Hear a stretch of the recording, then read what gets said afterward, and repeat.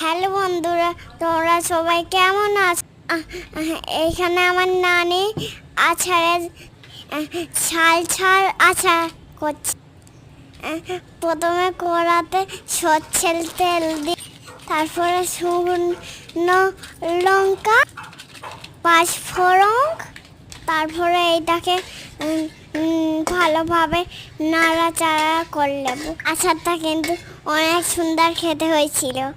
তারপরে এখানে পরিমাণ মতো শুকনো লঙ্কা নুন দিয়ে দেব।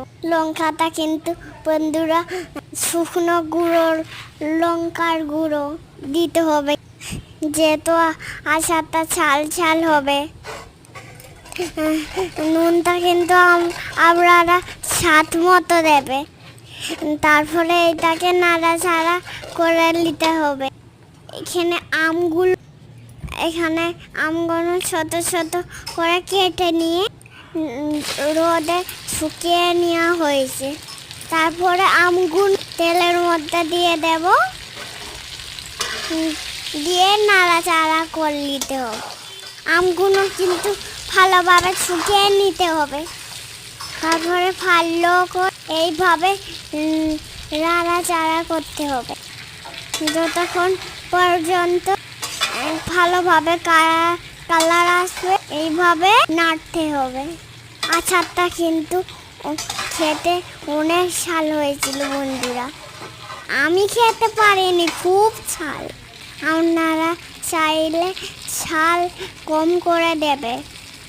এখানে একটা আচারের আমার নানি স্পেশাল মশলাটা দিলে আচারটা আরও টেস্টি হয়।